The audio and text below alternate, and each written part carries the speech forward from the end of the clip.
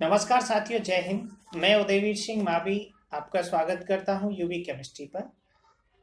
और dear friends, आज मैं आप लोगों के लिए क्लास 11th का जो यूनिट 1 है, some basic concept which is very useful for the students going to appear in NEET and IIT-JEE 2020। Exam की डेट अनाउंस हो गई है। एज यू ऑल नो, पूरा देश, पूरी दुनिया इस वक्त fighting with pandemic, global pandemic, corona और कोविड-19। तो अब हमारी जो डेट्स हैं वो अनाउंस हो गई हैं।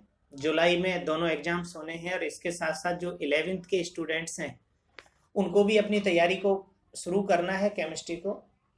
तो इसके आज मैं लेक्चर नंबर 4 में आप लोगों के लिए लेकर आया हूँ मोल कॉन्सेप्ट और कॉन्सेप्ट रिलेटेड टू एटम्स। इसके बारे में आज हम पढ़ेंगे। इससे पिछले लेक्चर नंबर 3 में मैंने आपको बताया था laws of chemical combination. Lecture number 2 में हम लोगों ने बात की थी मेजरमेंट्स ऑफ क्वांटिटीज और लेक्चर नंबर 1 में हमने बात की थी क्लासिफिकेशन ऑफ मैटर। तो जो लेक्चर नंबर 2 में हमने आपको बताया था measurement of physical quantities, measurement के अंदर दो तरह की क्वांटिटी हमने बताई थी, फंडामेंटल क्वांटिटी और ड्राइव्ड क्वांटिटी। तो जो फंडामेंटल क्वांटिटी होती है वो 7 होती हैं और उन्हीं के अंदर एक क्वांटिटी होती है अमाउंट ऑफ सब्सटेंस। उस अमाउंट ऑफ सब्सटेंस की यूनिट होती है मोल। डियर फ्रेंड, एक बात जो सबसे इंपॉर्टेंट आपको समझनी है वो ये है कि अगर आप प्रिपेयर कर रहे हो या शुरुआत कर रहे हो केमिस्ट्री का, तो मोल के बिना केमिस्ट्री पॉसिबल नहीं है। मोल को बहुत बारीकी से समझना होगा और मोल समझने के लिए आपको समझना होगा एटम्स को कि एटम क्या है। एटम वैसे तो हम 9th क्लास से ही पढ़ते आ रहे हैं, लेकिन इसके साथ साथ एक बात और भी है कि हमें एटम के बारे में बहुत सारी कहानियां पढ़नी है। एटम का पूरा चैप्टर पढ़ना है, अगला चैप्टर स्ट्रक्चर ऑफ एटम। लेकिन यहां जो बेसिक चीज जाननी है आपको एटम के बारे में, वो ये जाननी है कि वो एटम जो मॉलिक्यूल बनाते हैं उनकी वैलेंसी क्या होती है, वो कितने एक दूसरे के साथ कंबाइन होते हैं। ये लॉज ऑफ केमिकल कॉम्बिनेशन से आपको समझ आ जाएगा। और उस एटम के न्यूक्लियस के अंदर कितने प्रोटॉन और न्यूट्रॉन हैं, तो ये हमें समझना होगा। किसी एटम का हमें जेड पता हो और जेड से इलेक्ट्रॉनिक कन्फिग्रेशन से वैलेंसी, और उसका हमें ए पता हो, ए बराबर P+N। अगर हमें एटॉमिक मास पता है या मास नंबर पता है, तो हम एटम से जब मॉलिक्यूल बनाते हैं तो उसका मॉलिक्यूलर मास या मोलर मास फाइंड कर लेते हैं। तो एटॉमिक एंड मॉलिक्यूलर मास, इसके अंदर हम पढ़ने वाले क्या क्या है। Introduction, atoms, molecule. Atom spherical होता है नेचर में, smallest part of the matter होता है, विच जो आप लोग पढ़ते हैं, इसको डाल्टन ने बताया था। डाल्टन से पहले मैर्सी कर्नाद ने बताया था। सूक्ष्म पार्टिकल होता है विच कैनॉट बी डिवाइडेड, इसमें बीच में न्यूक्लियस होता है P+N, बाहर सेल्स होती हैं जो बोर ने बताया बाद में। इन सेल्स में इलेक्ट्रॉन रहते हैं, इनको हम वैलेंसी कहते हैं। ये मास नंबर होता है, इनकी वजह से कंबाइन होते हैं और इनकी वजह से इनकी प्रॉपर्टीज होती हैं। तो फिजिकल प्रॉपर्टीज एटॉमिक मास की वजह से और केमिकल प्रॉपर्टीज इसकी वजह से होती हैं। तो जब हम एटम्स को आपस में कंबाइन करते हैं तो मॉलिक्यूल बनता है। जैसे हाइड्रोजन और ऑक्सीजन से बना है H2O। तो H2O के अंदर 2 हाइड्रोजन है, 2 हाइड्रोजन का मास नंबर 2 और 1 ऑक्सीजन का 16 है, तो इनका जो मॉलिक्यूलर मास हो जाएगा वो 18 हो जाएगा। इसी तरह अगर मैं कैल्शियम कार्बोनेट की बात करूं तो कैल्शियम कार्बोनेट का हो जाएगा कैल्शियम का 40, कार्बन का 12 और ऑक्सीजन का 48, तो टोटल हो जाएगा 100। इस तरह से हम बहुत सारे मॉलिक्यूल के मॉलिक्यूलर मासेस फाइंड कर लेंगे। तो एटम के एटॉमिक मास और मॉलिक्यूल के मॉलिक्यूलर मास, इसको फाइंड करने के बाद हम कैलकुलेट करेंगे नंबर ऑफ मोल्स को। तो नंबर ऑफ मोल्स क्या है? नंबर ऑफ मोल्स को रिप्रेजेंट, नंबर ऑफ जो मोल है वो n होता है, स्मॉल n, और मोल यूनिट होता है अमाउंट ऑफ सब्सटेंस की, which given by formula W/M। W weight होता है ग्राम में और M मोलर मास होता है। अगर मॉलिक्यूल है तो एटम है तो एटॉमिक मास होता है। अगर W बराबर M के हो, if W is equal to M, तो N की वैल्यू हो जाती है 1। तो अगर हमें कोई एटम की या मोल की डेफिनेशन पूछता है तो सिर्फ इतनी सी डेफिनेशन है, which contain the number of particles equal to 6.022 into 10 की पावर 23, जिसमें इतने पार्टिकल होते हैं, वो होता है एक मोल। अब चाहे वो एटम का है या मॉलिक्यूल का है। अगर आपको कोई डेफिनेशन पूछता है एक मोल की, तो ये डेफिनेशन देता है कि 12 ग्राम कार्बन, 12 ग्राम कार्बन या 0.012 केजी कार्बन में जितने कार्बन के एटम होते हैं, which is equal to mole, वो मोल के बराबर होते हैं। तो number of particles can be calculated by using formula. हम एक formula n, capital N is equal to small n into Na, इससे हम नंबर ऑफ पार्टिकल फाइंड कर लेंगे। पार्टिकल वो निकलेंगे जिसका हम मास यूज करेंगे। एटम का यूज करेंगे एटॉमिक मास, तो एटम्स निकलेंगे। अगर मॉलिक्यूल का मॉलिक्यूलर मास यूज करेंगे तो मॉलिक्यूल्स फाइंड आउट। तो n इज इक्वल टू हो जाएगा W upon M into Na, और अगर हम इसको आगे लिखेंगे तो ये हो जाएगा N upon Na is equal to W upon M is equal to small n।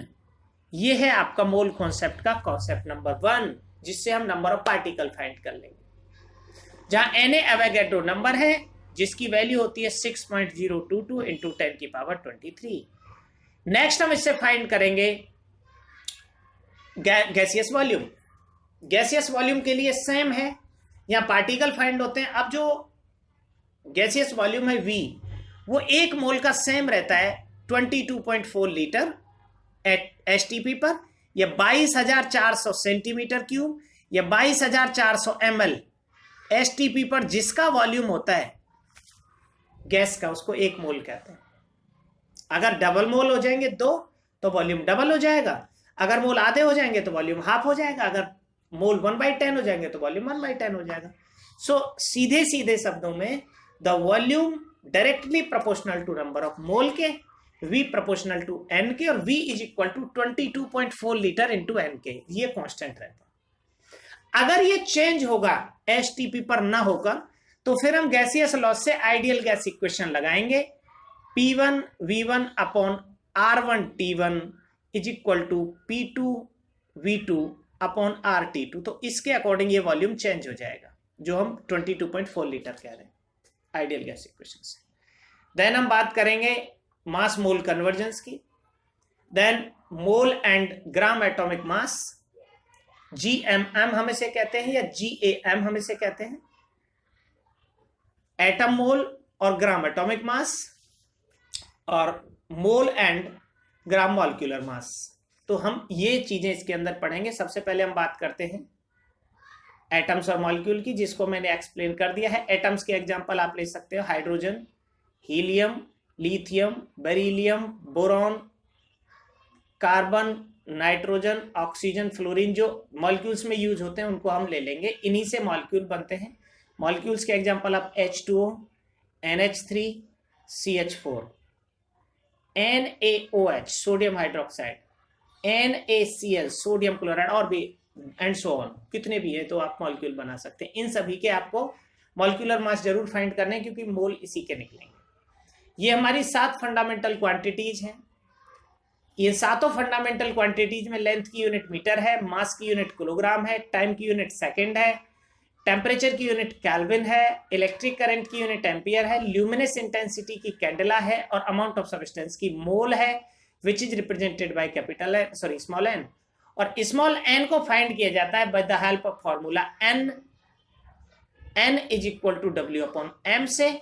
और जहां M हमारा मॉलिक्यूलर मास है मॉलिक्यूल के लिए, एटॉमिक मास है एटम के लिए। तो ये कुछ मॉलिक्यूल के मैंने आपके लिए मॉलिक्यूलर मास दिए हैं, इनको आप देख लेंगे।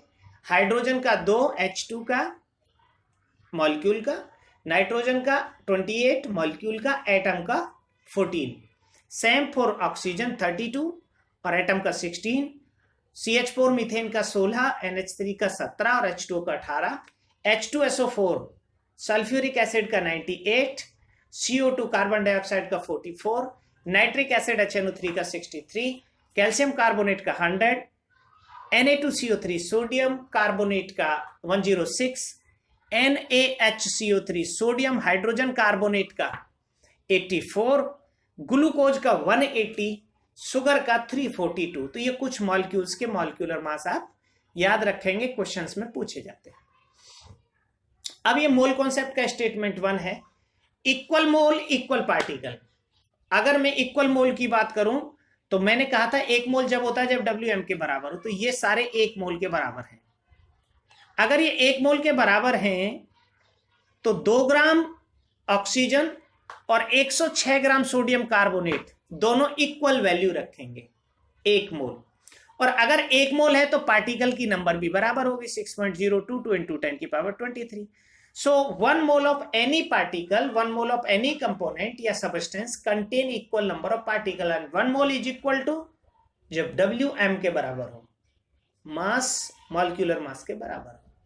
तो हम अगर 2 ग्राम ऑक्सीजन का कह रहे हैं 1 मोल, तो हम 106 ग्राम सोडियम कार्बोनेट को भी एक ही मोल मान रहे हैं, जिसमें पार्टिकल ये होंगे अवोगाड्रो नंबर के बराबर, और इसी से हम पार्टिकल फाइंड कर लेंगे। पार्टिकल जो होंगे वो given by formula n is equal to n into Na, जहाँ capital N total number of particle है, small n number of mole है, Na अवोगाड्रो नंबर है जिसकी वैल्यू होती है 6.022 इंटू 10 की पावर 23। और इसका फार्मूला होता है जो निकाल के मैंने अभी दिया था आपको, n upon Na is equal to W upon M into n is equal to n। Second mole concept का हमारा जो कॉन्सेप्ट है वो वॉल्यूम से रिलेटेड है, कि अगर किसी भी गैसियस सब्सटेंस को हम देखें तो उसके एक मोल का जो वॉल्यूम होगा वो 22.4 लीटर या 22,400 ml या 22,400 centimetre cube eight STP।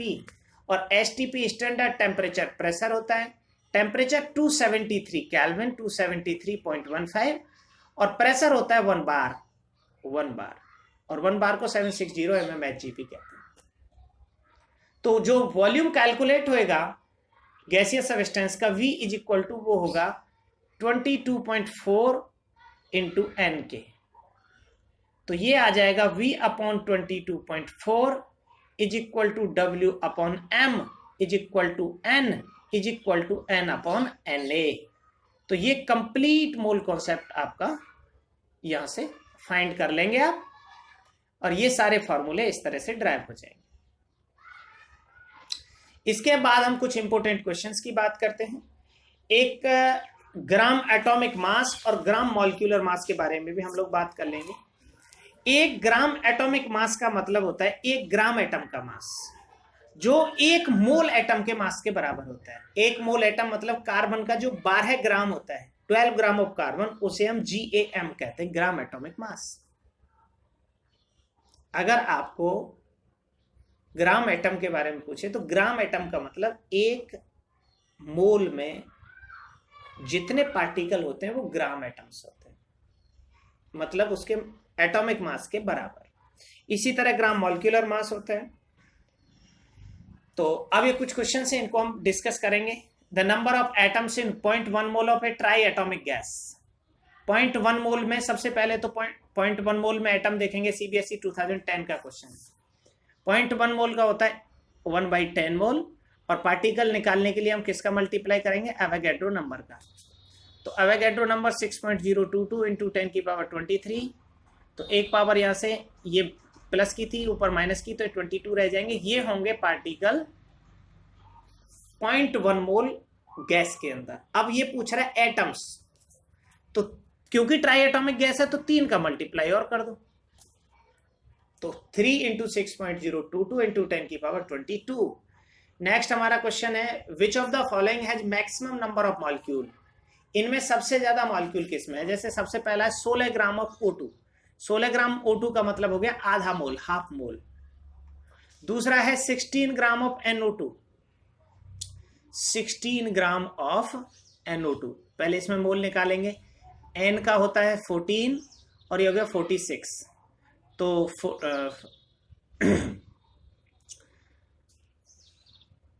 16 upon 46, तो ये हो गया करीब 1/3, ये 1/3 हो गया।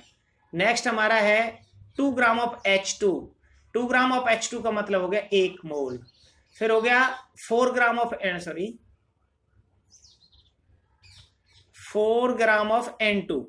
तो अब ये हो गया 4/14 मोल, मतलब करीब 1/4। तो सबसे कम इसमें होंगे और सबसे ज्यादा होंगे हाइड्रोजन में, क्योंकि उसका 1 मोल है। आधा मोल ऑक्सीजन का है, उसमें सेकंड नंबर पर होंगे। फिर 1/3 ऑक्सीजन का अप्रॉक्स, तो NO2 के उसमें होंगे। नेक्स्ट है a mixture of gases contain H2 and O2 in the ratio of 1/4। W/W का 1/4 का रेशियो है हाइड्रोजन ऑक्सीजन का। What is the molar ratio of gases in mixture? इनके मोलर रेशियो क्या होंगे? मोलर रेशियो के लिए W/W पूछ रहे वो, तो हम इनका जो मास और मोलर मास है उसका रेशियो फाइंड कर लेंगे। इसका 2 होता है। अगर इसका 2 ग्राम हम लेंगे, 2 ग्राम, तो इसका 4 गुना कितना हो जाएगा? 2 का 8। इसके 2 ग्राम में हो जाएगा 1 मोल और इसके 2 ग्राम में हो जाएगा 1/4। तो इसका रेशियो रहेगा 1 और 1/4। तो रेशियो हो जाएगा हाइड्रोजन और ऑक्सीजन का 4:1। किसके लिए? मॉलिक्यूलर जो मोलर रेशियो रहेगा वो 4:1 रहेगा। नेक्स्ट हमारा क्वेश्चन है the number of water molecule is maximum in 18 gram of water. 1 मोल हो गया। 18 मोल्स ऑफ वाटर, तो 18 मोल हो गया। 18 मॉलिक्यूल ऑफ वाटर, तो 18 मॉलिक्यूल तो कुछ नहीं होता, बहुत कम होएगा। 1/एवोगैड्रो नंबर इंटू 18 होगा। और 1.8 ग्राम ऑफ वाटर, तो 1.8 में 1/10 मोल हो गए। तो सबसे ज्यादा होगा ऑप्शन बी। ऑप्शन बी का मतलब हमारा रहा 18 मोल ऑफ वाटर। नेक्स्ट हमारा how many moles of magnesium phosphate will contain 2.25 mole of oxygen. Magnesium phosphate के सबसे पहले मैग्नीशियम फॉस्फेट का फॉर्मूला लिखना है हमें, MgPO4। इसकी वैलेंसी 3, तो यहां 3 Mg3PO4 का होल ट्वाइस। तो अब ये पूछ रहा है कि कितने मोल होंगे मैग्नीशियम फॉस्फेट जो कंटेन करेंगे 0.2 mole of oxygen, 0.25 mole of oxygen. तो सबसे पहले मैग्नीशियम फॉस्फेट का मॉलिक्यूलर मास निकालेंगे। उस मॉलिक्यूलर मास में ऑक्सीजन का हिस्सा निकालेंगे और उनका जो रेशियो होगा उसमें से 0.25 मोल उसका बना देंगे, कितने ग्राम में बन जाएगा। नेक्स्ट हमारा volume occupied by 1 molecule of water, तो 6.022 इससे फॉर्मूले से निकलेगा N/Na is equal to V/22.4। तो ये पूछ रहा है वो, ये दिया है 1 दिया है ये, और ये 6.022 होता है। इसको इधर ले जाकर मल्टीप्लाई कर दो और इससे डिवाइड कर दो, तो 22.4/Na is equal to volume which contains by 1 molecule of water. Next है maximum number of molecules present in 5 litre of N2।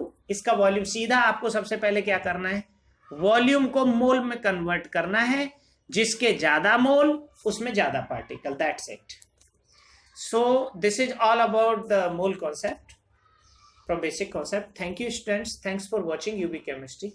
Please share the lectures, subscribe the channel if you like. Thank you and have a good day.